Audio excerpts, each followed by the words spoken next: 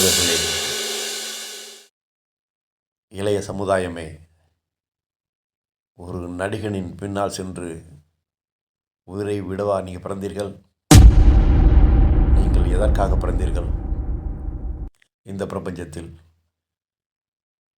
இந்த பிரபஞ்சம் உங்கள் வழியாக ஒரு உன்னதமான அருட்பணியை எதிர்பார்த்துதான் இந்த பிரபஞ்சத்தில் உங்களை தவளவிட்டிருக்கின்றது.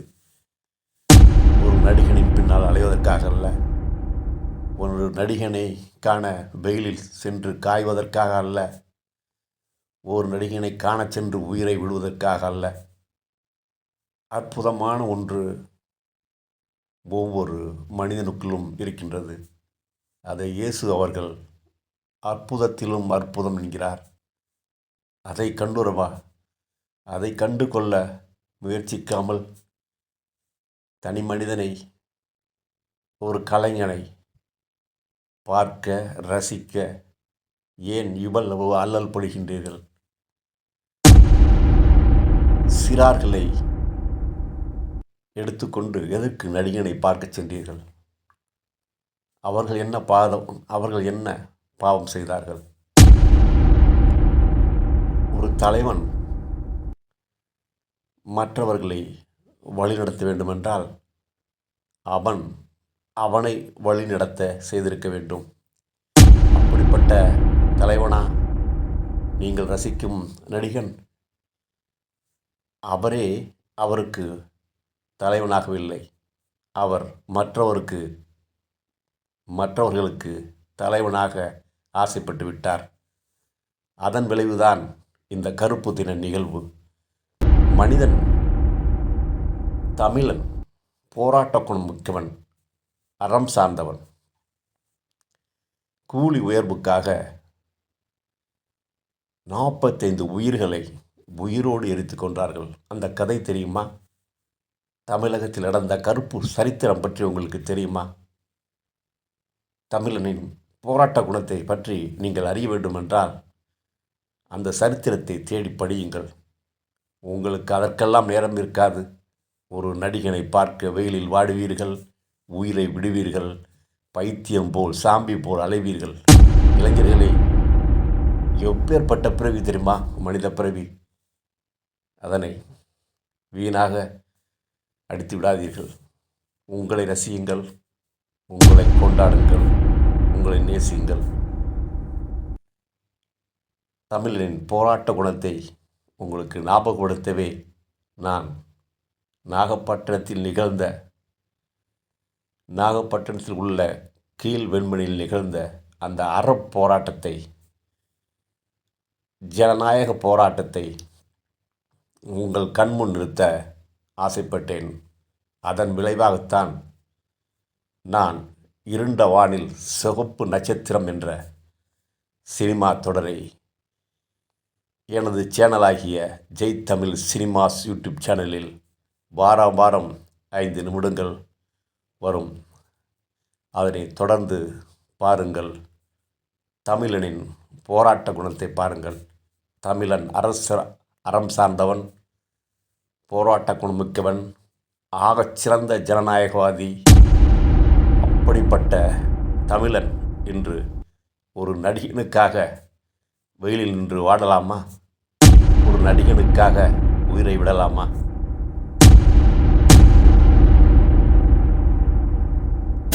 இன்னும் சில தினங்களில் ஜெய் தமிழ் சினிமாஸ் என்ற யூடியூப் சேனலில் இருண்ட வானில் சிவப்பு நட்சத்திரம் என்ற சினிமா தொடர் ஒளிபரப்பாகிறது. காண தவறாதீர்கள். 1 2 3 4 5 6 7 8 with the direction 1 2 3 4 5 6 7 8. Next.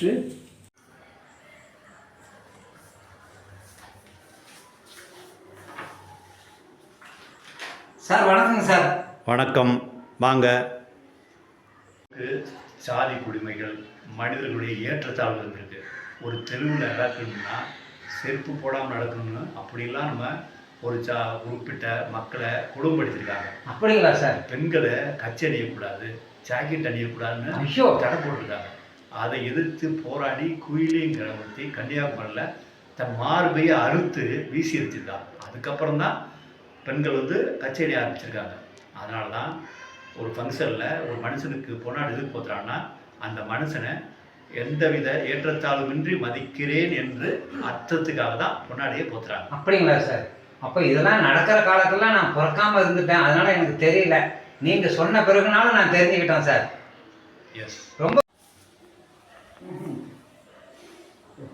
பெருந்தளவுலாம் சாலை போடுறாப்புல போட்டு ஒரு சூட் போட்ட வேண்டியதுதான்.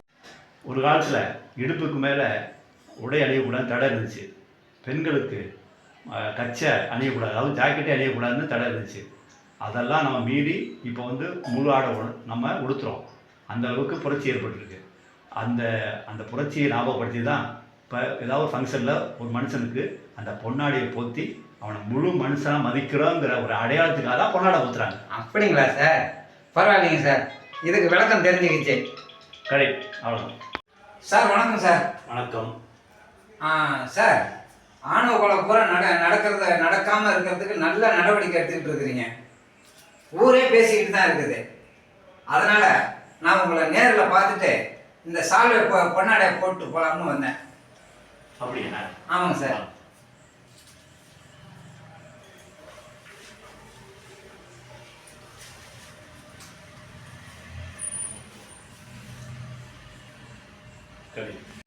எங்கள் முதலாளி செய்கிற அட்டுழியும் அக்குறும்பு எல்லாமே தாங்கவும் முடியல, என்னால் பொறுக்கவும் முடியல. அதனால் நான் ஒரு முடிவு பண்ணிட்டேன் சார். உங்களோட வந்து நான் வேலை செய்யலாம்ட்டு முடிவு பண்ணிட்டேன். சட்டுனோட முடிவு எடுக்காத. நான் சொல்கிற வரைக்கும் அவர் என்னென்ன செய்கிறாங்கிறது மெசேஜ் மட்டும் அனுப்பு. சட்டுன்னு வந்தீங்கன்னா உன் உயிருக்கு ஆபத்தாயிடும். அவர் சட்ட ரீதியாக அரெஸ்ட் பண்ணுற வரைக்கும் நீ அங்கேயே இரு. ஓகேவா?